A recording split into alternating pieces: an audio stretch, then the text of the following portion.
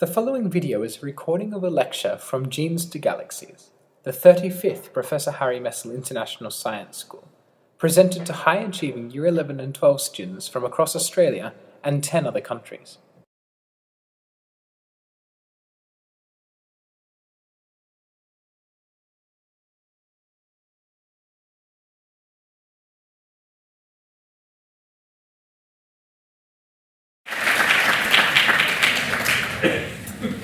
Good afternoon. Is this working? Can you hear me? All right. I saw a thumbs up. When I was at Parks and had to do a presentation to the press one day, my colleagues at Parks looked at me and said, "You clean up good." And I have to say that for you students, you really look fantastic this afternoon. I'm going to be spending the time today talking with you about a couple of things that didn't exist when I was a graduate student. Pretty big changes in our thinking about the potential for life in the universe. Extremophiles and exoplanets. So, we look at this fabulous Hubble Deep Field image of the cosmos. And what you're seeing there are not stars, but individual galaxies. And the smaller, fainter galaxies are farther away. So we're looking back in time towards the birth of the universe. And astronomers just are continuously amazed by these kinds of vistas. And we find the universe magnificent, and we try and ask a number of specific questions about the universe today. Sorry, the mic isn't working. Oh, it's not working. I thought the thumbs up there. Is that right? It's not working. All right. Cool. All right, now I have a green light. Yes. All right. Thanks for that.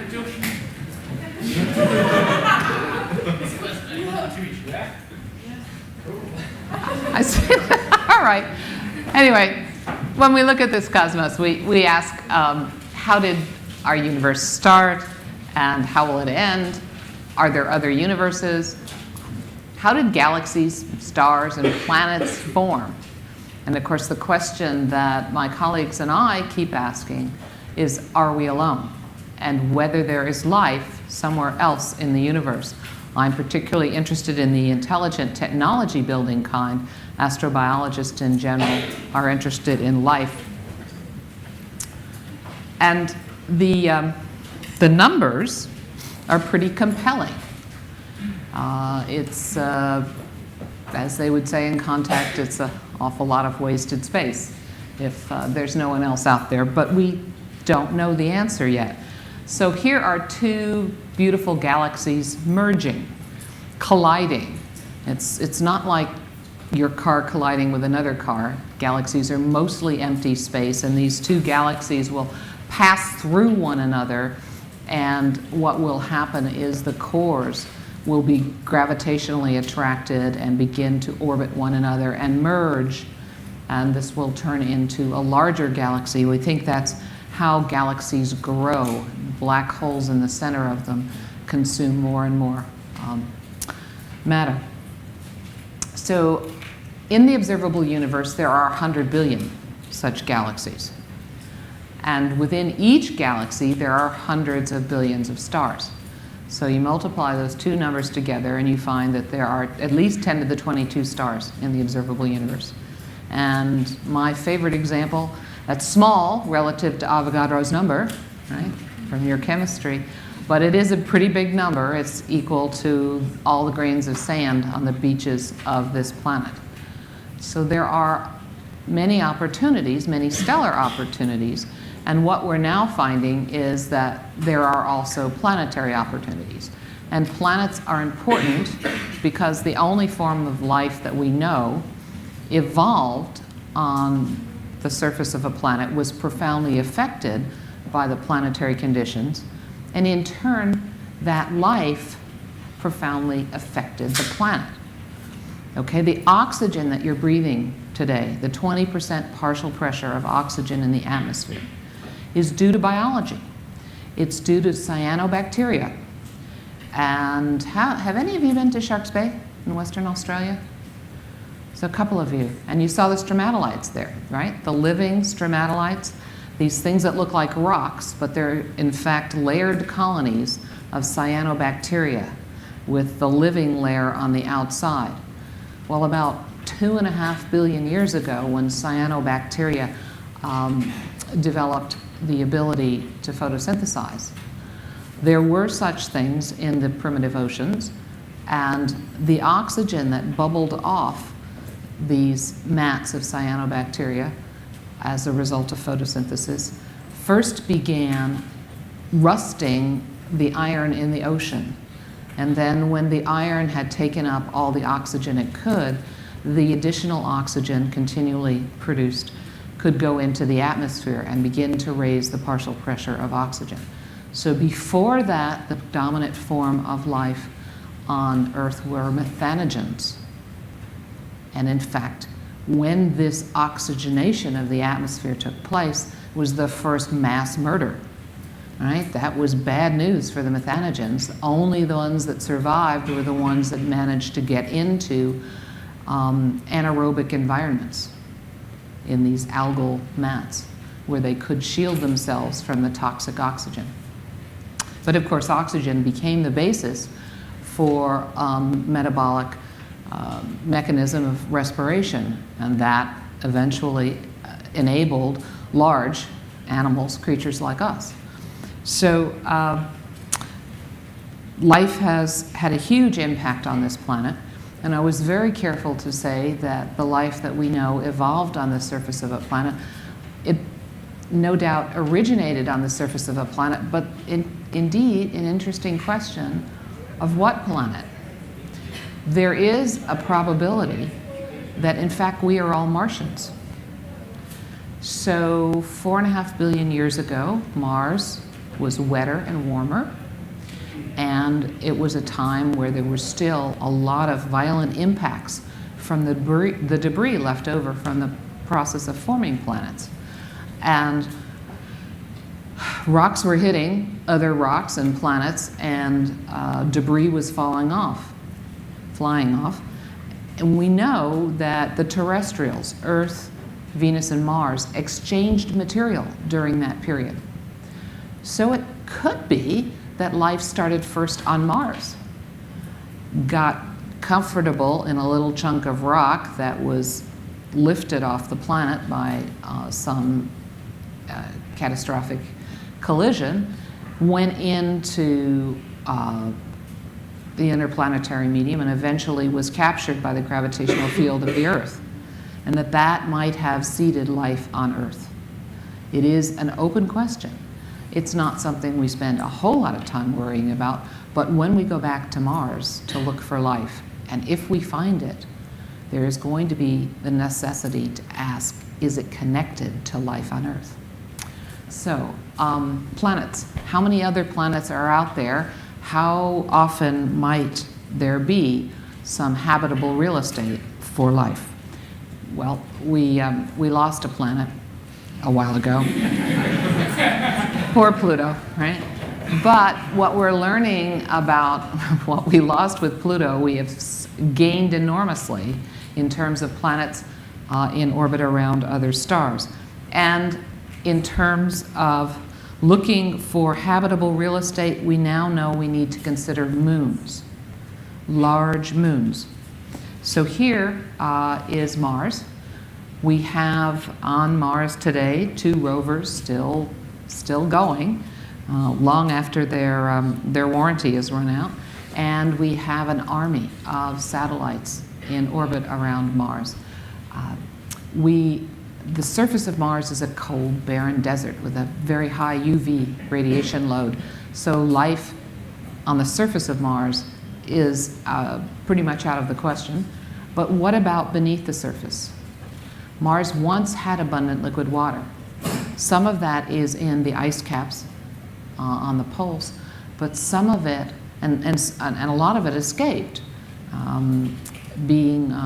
if the water vapor in the atmosphere of Mars with its small gravity, with photo dissociation from sunlight and the hydrogen would escape because the gravity of Mars is so small that it lost water that way. But we think there's still a lot of water locked up underneath the surface of Mars in liquid aquifers. And there might be life. And here's a tantalizing thing that's come out in the last couple of years. We have been able to see methane at a very low level, the parts per billion, in the atmosphere of Mars. And it is not uniformly distributed. It is seasonal and it is localized. And what in the world is producing that methane? Well, here on this planet, volcanoes produce methane. And Mars certainly once had active volcanism. The largest volcano in the solar system, Olympus Mons, is on Mars. But we don't think it's active today. Methanogens can produce methane. So maybe are we seeing telltale evidence of, in fact, some life in the aquifers subsurface on Mars? Perhaps. There also might be a more plebeian explanation, and that's a process, a mineralization process called the serpentization of olivine, changing the rock structures. That produces methane, but for that to happen, you have to have flowing liquid water. So even if the methane isn't telling us about life, it's actually saying, yeah, there's water there and enough to flow over the surface of rocks. So that's exciting. Mars holds lots of potential, and we will be going back there with more capable science labs to continue the exploration started by the two rovers, Spirit and Opportunity, or started long ago by Viking. So that's an object of interest. I've put the Earth's moon on this slide, not because we think it is inhabited or habitable real estate, but in fact it has been colonized. We've been celebrating in the past few days the fact that humans have walked on that planet. But I've put it there mainly as a size comparison. So this is Europa, which is just a little smaller than the Earth's moon. And then there are Ganymede and Callisto, giant moons of Jupiter. And Europa is a small moon of Jupiter. All of these bodies have icy coverings on the outside. We don't think that ice is particularly thick, a few kilometers perhaps. And inside, we believe there are liquid water, briny, salty oceans. And that water's been there for 4.5 billion years. And perhaps life has managed to originate and evolve there. One of the things, when you look at the cracks on Europa particularly, you see the discolorations, which in fact look like perhaps the residue of photolyzed organics. Now, organics just mean hydrogen carbon, it doesn't mean life, but in fact it might also indicate that there is biology beneath the water, beneath the ice. Titan is a large moon of Saturn, and it's mainly on its surface ethane and other hydrocarbons, but subsurface we now appreciate that there is water associated with the slushy compounds beneath the surface of Titan. So Titan is another place where, along with all of these other bodies, we think there is liquid water. And this tiny little moon, Enceladus, was kind of a throwaway. Who thought that was interesting? Until our satellite images indicated that, in fact, there are cryovolcanoes exploding out of the south pole of Enceladus. And the ejecta from these include organics and water. So Enceladus also has water and organics, and maybe it has life. All intriguing possibilities that I would have been locked up in a loony bin when I was a graduate student if I'd ever thought to think about and mention this sort of thing. So totally new approach to the potential for habitable real estate. And beyond our solar system, when we begin to look at the stars, this is something extraordinarily new. Planets have always been a good theory, that when a star like the Sun forms, we expected that a retinue of planets would form around it. We also pretty much expected that any other planetary system would be just like our solar system. Round orbits, the little guys inside, the big giant planets on the outside. Well, in 1995, we found the first extrasolar planet around a normal star. We had already found 2 Earth mass bodies in orbit around the cinders of a previous star, a pulsar. And we were able to find these really low mass bodies in orbit around the pulsar because of the incredibly precise timing of the pulsar clock and the fact that there were 2 small bodies, actually now 3, we know about orbiting that pulsar, caused the arrival times of the pulses to be advanced or retarded just ever so slightly. And so the first planetary bodies were actually discovered earlier on, but the first planets around main sequence stars, like the Sun, came in 1995. And the big surprise, first planet found, more massive than Jupiter in a period that was of the order of 4 days, in very close to its star. In fact, the fact that that big planet was in such a short period orbit is what kept Jeff Marcy, the US planet hunter, from finding it. It was found by the Swiss group headed by Mayor. And the reason Marcy didn't find it, although it was in his data, was the fact he didn't have enough computing power. And so in trying to make solutions to the light curves that he had from the planet, from the star, he had to say, well, I'm only going to check a certain range of periods because it takes more compute power to check for a greater range. And he put a filter on. He didn't look for these short periods. And as soon as the Mayor group announced the detection of 51 Peg, that first planet in a 4-day period, Marcy looked in his data and he'd had it for years with far more precision than the Mayor group had been able to manage. And so it's a classic tale of be careful of what you think you know and what biases you apply to your science, because you may miss something really big. All right, this diagram is somewhat of an eye chart, but when we stopped drawing these kinds of things, when we knew about 156 planets. But what's here? The yellow circles are the stars, and this axis is the distance from the star, and in units of the astronomical unit. So 1 astronomical unit is the distance between the Sun and the Earth. Now, the green balls are the planets, and next to them are numbers, which are their masses, and they are mostly more massive than Jupiter. And they are, many of them, very, very close to their star.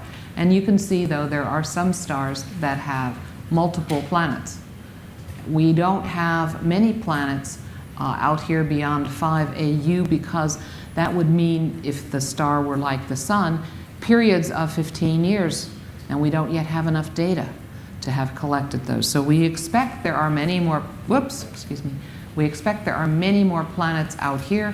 We just haven't yet gotten the data. So once we understood that massive planets could be very close to their stars, and from studying these that all orbits are not circular, we began to modify our theories of planet formation and have learned a great deal about how planetary systems form. So here is a good reference if you're interested in following this field. It's the Extrasolar Planet Encyclopedia, maintained by John Schneider in Paris. He has the latest data. I haven't checked this in several days, so I may be out of date. But according to Schneider, there are 353 planets in orbit around 298 stars is our current tally. And daily it's changing. Most of these planets we've never seen. They're detected with indirect techniques. The most prolific of those techniques, the most successful, is the technique that Jeff Marcy has been involved with and was pioneered by Bruce Campbell from Canada. It's a radial velocity technique. It recognizes that, and you should all know from your physics, that when you have two bodies orbiting, the little one doesn't really orbit the massive one. They both orbit their common center of mass. But if the mass ratio is very unequal, the center of mass will be inside the massive body. And that's the case with a planet and a star. So the center of mass of the system's inside the star, it just isn't at the center of the star. And so when this mutual orbiting takes place, the star is tugged side to side or forward and backwards by the planet that's orbiting it. Right? And it's a little bit, it's a tiny motion because there's such dissimilar masses. But it's enough to be detectable. If the plane of the orbit happens to lie somewhat along your line of sight, then you will be able, by staring at the absorption lines in the spectrum of the star, these black lines where light is removed because there are atomic and molecular species, species in the stellar atmosphere. And you can see those, as you observe those lines over time, relative to a frame of reference in the laboratory, you can see that those lines shift a little to the blue and then back to the red. A little to the blue, right, as the star's coming towards you, a little to the red as the star's going away from you. These tiny motions where the precision that's required for each of those lines, you have to over-resolve those lines by a factor of 1,000. And you do that by having a template of many, many, many reference lines to do this work. And so we're now getting precisions on the order of a meter per second in the radial velocity. And we're looking at a Doppler shift, right? Blue shift or red shift. Jupiter going around the sun, 13 meters per second is how much it tugs the sun, changes the sun's velocity. The Earth going around the sun, more like 10 centimeters per second. So we haven't yet found Earths, nor are we likely to be able to get to one Earth mass with this technique. The precision is limited by the systematics or the disruption of the stellar surface. All right, radial velocities. And here's I should have done this earlier. Here's an explanation of the wobble, another description. So your observer over here sees the star coming towards them or the star going away from them, depending on the period in the planet. Now, if the plane of the orbit is not along your line of sight, but in the plane of the sky, perpendicular to you, you won't have any Doppler shift. Right? There won't be any component of the velocity going towards or away from you. And so what you might be able to measure with extreme precision is the motion of the centroid of the star side to side. And again, the precisions required are on the order of micro arc seconds. Very difficult to do. The next technique that has been developed in the last few years is gravitational lensing. And what you see here is a distant star. Here's the observatory that is looking at that star. Here's another star in the foreground, and it happens to have a planet. And what is happening is that the star and its planet are moving from this position. They're moving across the line of sight. So at the next moment of time, the star begins to align with that distant star, and the light from the star is bent because of the mass of the foreground star. And it splits the image and brightens it, apparently. And so here is a light curve that shows over time, starting here, the brightening of this distant star, and then it's dimming, and that takes a couple of weeks. And so we have networks of telescopes that are looking for this effect on a large number of stars. Now, if things are just right and this star has a planet, then the alignment can cause very short spikes in that light curve that last only a few hours.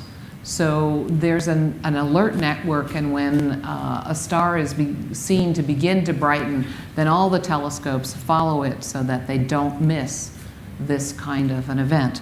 And you never see the foreground star or its planet. You can only do this once. You can never go back and repeat the experiment. But the mathematical solutions are becoming compelling enough. So there are about a dozen planets that we claim to have detected with this method. And the last method that's used is not about the brightening of the stellar light, but dimming of stellar light. Here you see a picture of a planet going in front of a star. And when it does that, the alignment is such that that happens relative to your telescope, then the light from the star dims. So here's an animation of a transit event, a planet blocking a little light from its star. And if it's a Jupiter passing in front of the sun, that's a 1% effect. That's really easy to tell. Our instruments are good enough to give us precision of 1%. If it's the Earth passing in front of the sun, the dip is much smaller. It's more like 1 part in 100,000. And so that's a really, really difficult measurement. You can't do it from the ground. Jupiter's can be seen from the ground. You can't do an Earth transit of a sun-like star from the ground. And so we have recently launched a spacecraft called Kepler that is going to stare at 100, Kepler's working. It's working well. It's great because I'm on the science team. Kepler is looking down the arm of the Milky Way at a group of stars, 100,000 stars. And Kepler is never blinking, and it's looking at all of those stars with this fantastically sensitive CCD array. And if one of those stars dims a little, Kepler remembers it. If it dims a second time, Kepler says, that might be a transit, and I'll predict the time of a third transit.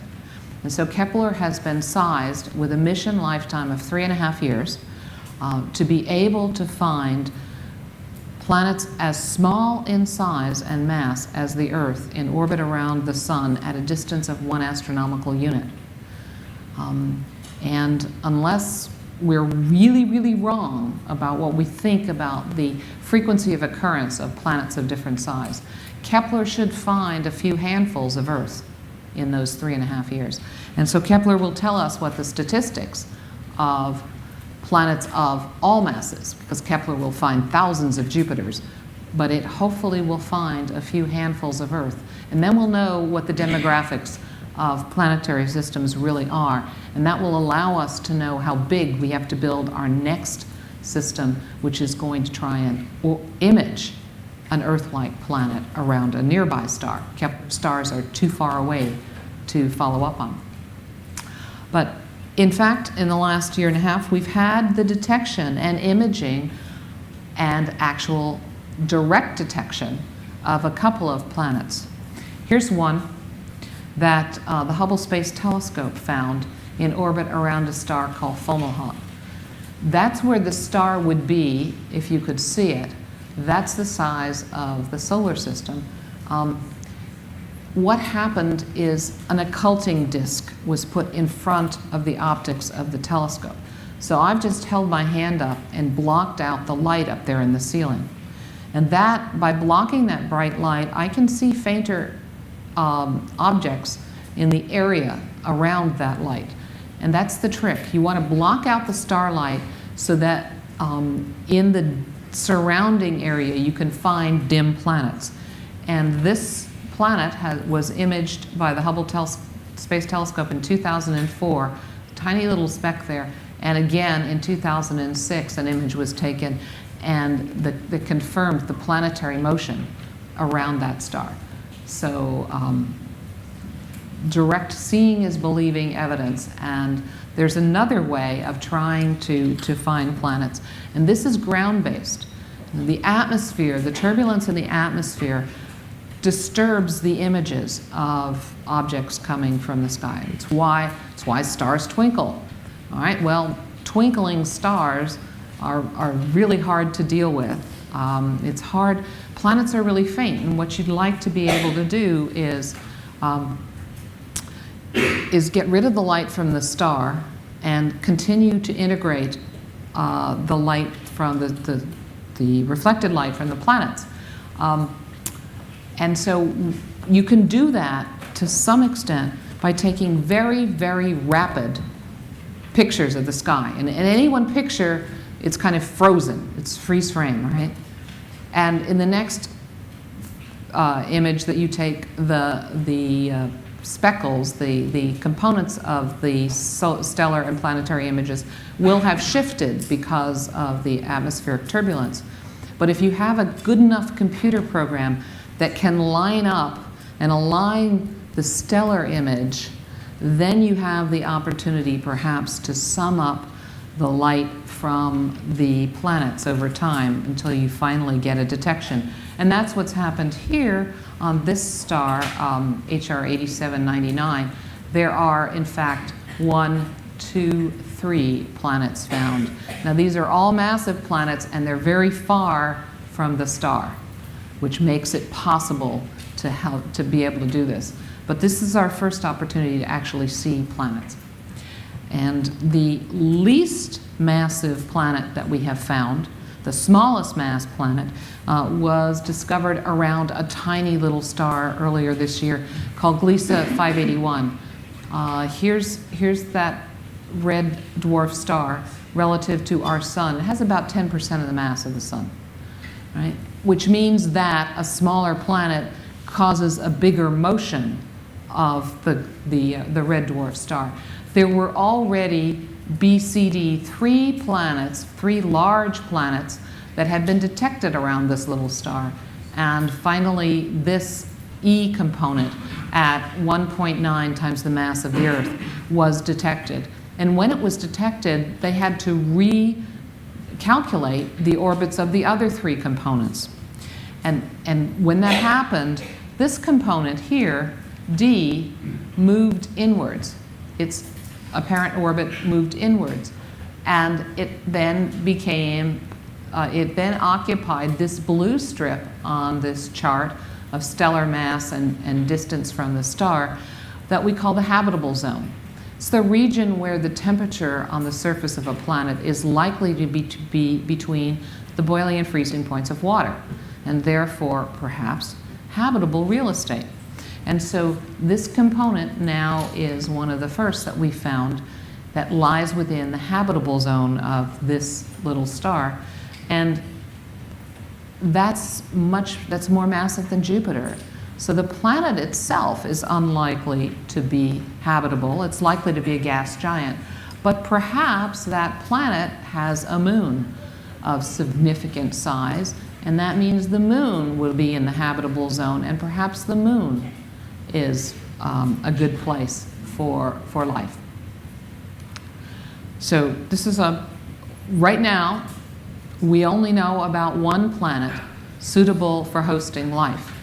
We suspect, from what we're learning, it's one among billions, but I can't prove it to you yet.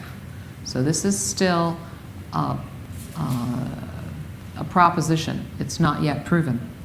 And the moment that Kepler provides us with the data about true Earth mass planets, we're going to have to start asking the questions about just how like the Earth does a planet have to be in order to support life? Does it have to have a moon, a large moon like our moon? Does it have to have a Jupiter in its planetary system to sweep away the debris and the asteroids and keep collisions from happening? Does it have to have a particular type of magnetic field? What does a planet really have to have besides being the right size to have life? And we have no data on that, so of course we have two schools of thought. The rare earth school says, microbes are going to be prevalent in the universe, but animals are going to be rare. And the other school says, nah, once you get microbes, the way evolution works, you're going to get animals and large creatures. So that is pretty much what astrobiology is all about, trying to figure out the origin, evolution, and distribution of life in the universe. So we have been working with this theory about habitable zones, right? We don't want to be too close to the star and too hot, too far from the star, too cold. We want to be in the habitable, just right place where there can be liquid water. Well, actually, we're beginning to throw that idea a little bit away. We think that's probably too restrictive, this Goldilocks version of just right. And the reason that we're beginning to be more expansive than the just right story is extremophiles. Organisms that live in environments that once would have been absolutely impossible to consider as hosting life. And here are 3 environments that my colleagues at the SETI Institute study. This is the Leconcabur volcano, extinct, that sits above the Atacama Desert at the border of Chile and Bolivia. Up here at 19,600 feet are some freshwater lakes and a huge UV radiation environment because this is above a lot of the ozone in the atmosphere. There are organisms in that lake that actually have developed some interesting tricks to protect themselves from that ultraviolet radiation, and we're studying that as perhaps an analog for what it might have been like as Mars lost its atmosphere, the UV load built up, and life was adapting to those conditions on ancient Mars. This is essentially boiling battery acid. All right, it's a volcanic feature in Yellowstone National Park. And the colors there are not due to minerals, they're due to microbes. They're due to microorganisms. So there are organisms that love acidic, very hot conditions. Here's the bottom of the ocean, also a very hot place. The crust has split open, and what's happening is the magma from lower is boiling up and superheating this water and bringing up a really rich load of iron and sulfur and other minerals. And in the dark, at the depths of the ocean, there is an abundant ecological community of life. Very surprising. So since I was a graduate student, we've stopped this Goldilocks just right idea, and we've expanded the regions, the temperature and pH and radiation and salinity, pressure ranges over which we now know life can exist and thrive. And lastly, the one cardinal rule when I was a graduate student was there absolutely had to be sunlight that ultimately was responsible for all life. And now we have found life living in environments in which there is no sunlight. Okay, just very quickly, let's look at some extremophiles. Right?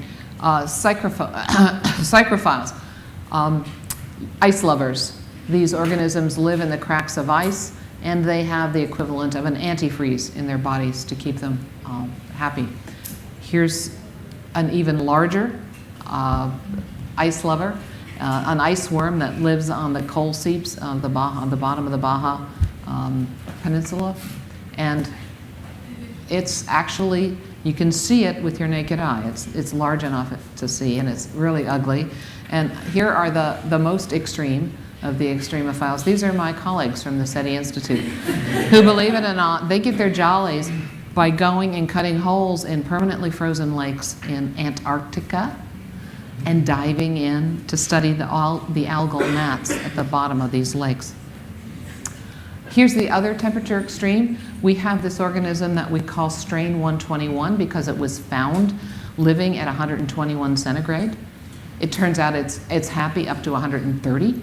and just slowly gets less and less productive above that.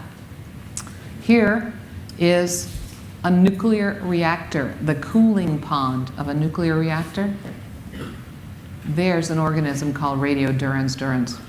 It can tolerate 1 million rads of radiation because it has a mechanism for repairing the breaks in its DNA caused by that radiation.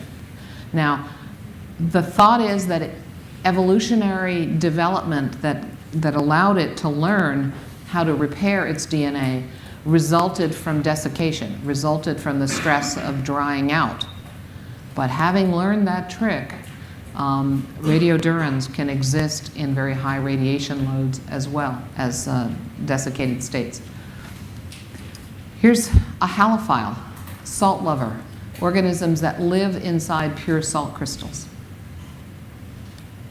Here's a rock, right? That's rock from the valley walls of these dry, permanently frozen valleys in Antarctica.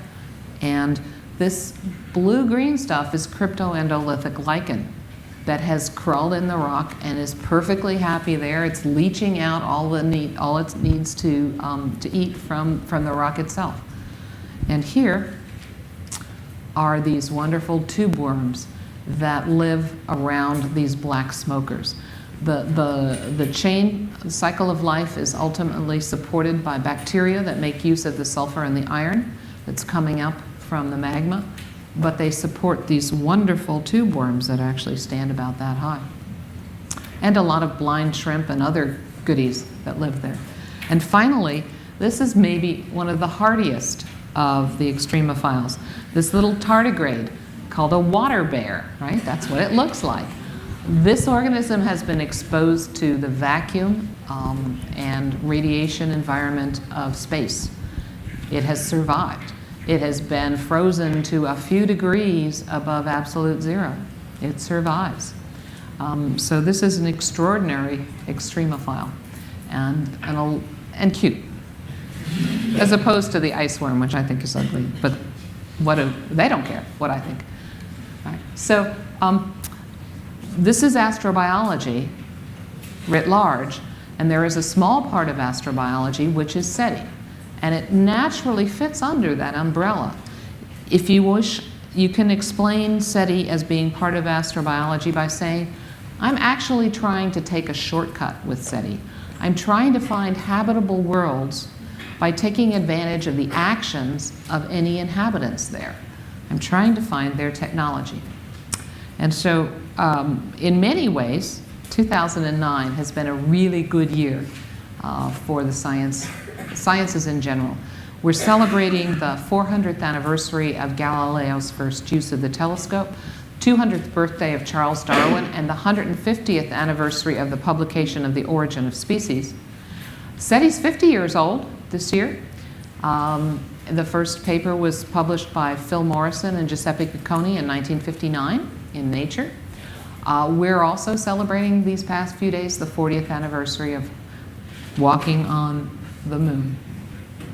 And, as I've already said, in March of this year, we successfully launched Kepler, and we'll know soon about whether or not Earth-like planets are prevalent. It's the International Year of Astronomy, and in the States, it's really important because change has come to Washington. And we now have a president who has said that he will return science to its rightful position. It's been pretty difficult living with faith-based science in the States for almost a decade. We're really excited about this, and he followed up on his inaugural statement by coming to the National Academy of Sciences and pledging something like 3.5% of the gross domestic product, funds to go into basic research and technology development. So we're excited about that. And on New Year's Day this year, the Edge Foundation published a question. Every New Year's they publish a question, and their question this year is, what would change everything? What game-changing scientific ideas and developments do you expect to live to see? And they published the responses, very eloquent responses from 151 contributors. 4 of them said SETI. And they wrote really interesting things about why SETI would not only change everything if we detected a signal, but it would change everything all at once. And these are lovely things to read, but I'm going, why only 4? I think that's the obvious answer to what would change everything. And I think the reason that only 4 people put down SETI was this. It's a fulfillment problem. We can't promise success. And the tagline of that question said, do you expect to live to see? And I think that most people would think that yes, a successful detection would change everything, but we probably won't live to see it. Now, let me just try and give you a relatively accurate example of how much searching SETI has done and how much searching it might yet do before it succeeds. Here's the oceans of the Earth. All the SETI searching to date is equivalent to taking one glass, actually an 8-ounce glass, dipping it into that ocean and looking at the results. Now, if you were trying to ask the question, are there any fish in the ocean? And you did that experiment, that very experiment, a single glass, and you looked at it, that experiment could succeed because the smallest fish we know about is over 1 millimeter in size, and your eye could see that. And while that glass is too small to capture large tuna, it certainly could capture a wide range of species of fish. But if you did the experiment and your glass was empty to your eye, would you conclude that the ocean had no fish? Would you? What do you think? No. Sample's too small, right? And that's where we are with respect to SETI. Big, magnificent universe out there, but we haven't looked at very much of it. So what do? You make bigger glasses and more of them, right? And that's what we're involved in at the SETI Institute today in partnership with the University of California at Berkeley. We're building the Allen Telescope Array, right? It is a way of making a very large telescope out of small pieces. And we couldn't do this in the past because we didn't have enough computing technology. And now we can, and we can take advantage of consumer manufacturing processes and products to build this array very inexpensively. And so hopefully before too long, the Hack Creek Valley in Northern California will look like this. Today it has only 42 telescopes, this little patch right over here, but it will in fact hopefully grow to this this size. I mean, it's one of these situations, just add funding, right? And it will grow. But we're using this not only to ask questions about the natural radio universe, but are we alone as well? And this is a pathfinder for something that will be even bigger, 2 decades in the future. An instrument that many of you might choose in your future careers to use, called the Square Kilometre Array. It's 100 times bigger than the Allen Telescope Array with 350 dishes. Although I think you can see the similarity to parts of it. So these are low frequency arrays, and these are individual dishes. The opportunity exists, and something I think that should be really exciting for all of you, that this array may bear a Made in Australia stamp, because Australia is one of 2 final sites where this array may be built, in Western Australia or in South Africa. And the Australian government, the federal government, and the West Australian government have been extremely aggressive and generous in funding some development of an Australia Pathfinder for this telescope to try and bring this to Australia and your future. So I've developed over my career a particular perspective. And my perspective on life in the universe is that we live on a very fragile island, something that we need to shepherd and take care of, but that island exists in a universe of possibilities. And so SETI, the detection of a SETI signal, will tell all of us on that fragile island of life that we are all the same. It holds up a mirror to humanity and says, see, you're all earthlings, you're all the same when compared with a distant, intelligent, alien civilization. And so I really enjoy the opportunity to talk to young people like you, to talk to anyone who'll listen to me, because I want to change your perspective. I want you to begin to see yourselves as earthlings, all the same. And I hope that it will help trivialize the differences among humans. So in February of this year, I was given the privilege by the TED, which stands for Technology, Entertainment, and Design, a very interesting group of people who have a great capacity for doing things. They gave me the opportunity to make a wish to change the world. So I wished that TED would empower Earthlings everywhere to be active participants in the ultimate search for cosmic company. I want active participation. I want to be able to involve the world in this story of SETI and change perspectives. So we're starting a program that we call Open SETI. We're bringing Moore's Law to the telescope. The Allen Telescope Array is, in fact, a Moore's Law telescope. It produces more data than we can possibly swallow. It gets better every year because of the improvements of digital technology. And we want to bring the wisdom of crowds to the search. I want the world to help us do our search better. So we start with the telescopes. We've got another 308 to build, and we're asking the TED community to help us do that. But the other pieces of this Open SETI project start with a cluster. We are, for the very first time, right at the threshold of being able to do our signal processing for SETI, not in special purpose hardware, but in off-the-shelf computing. So hopefully the TED Foundation will be able to bring a cluster to Hat Creek, and then it's only software. That changes everything for us. We get then to invite the open source software development community to help us work on our code, which we will publish as open source, to make it better.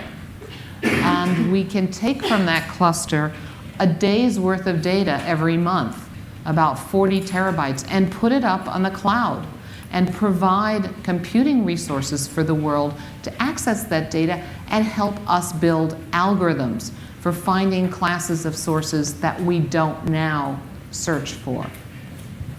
And we will have to do tutorials, and to get people interested, we will run contests to see which the best algorithms are. And then when we get good algorithms, we'll run another contest to involve other people who are experts in digital signal processing to see if we can get those algorithms to run in real time and bring them back to the telescope to change the way we do our searching, to improve the classes of signals that we can be sensitive to. And while we're doing that, we want also to involve the rest of the world that doesn't have the specific technical capabilities that we need. Because again, I want to actively involve the world so that we can use SETI to change people's perspectives. And in that case, we wonder if it's possible to build a very fast filter and take about 1% of the data out of the observatory in real time. That 1% we think is most likely to have some information content. And then use humans and their eyeballs as pattern recognition devices to look through these data in real time to see if there are any complex, faint patterns that our algorithms are missing, to qualify the results of the first level of human observers, to compare them against an optical catalog of known interference, and to vet those detections, and in so doing, then get the information back to the telescope quickly enough so that it could in fact impact the next observation. and have us begin to follow up on a type of signal that we previously would have missed. So that's my agenda for the next little while. And any of you that are interested in following this, you can look at the SETI website, www.seti.org. You can go to the TED website. If you haven't discovered TED, you should. Let me tell you that for 25 years, TED has been holding these conferences every year and inviting some of the most amazing people in the world to come in and speak on topics that are across the spectrum of human thought. And everybody's given 18 minutes. 18 minutes, not 18 minutes and 30 seconds. And the talks are beautifully produced, and they are now all available as podcasts on the web. And so you can hear Bill Gates, you can hear President Clinton, you can hear anyone that you've ever thought that's alive today who to you has very clever ideas. I'll bet you'll find them in those TED Talks. And as you're running, as you're doing other things that you do in your day, if you listen to something that's podcast, these talks are really great to listen to. So I recommend them to you, and I thank you for listening.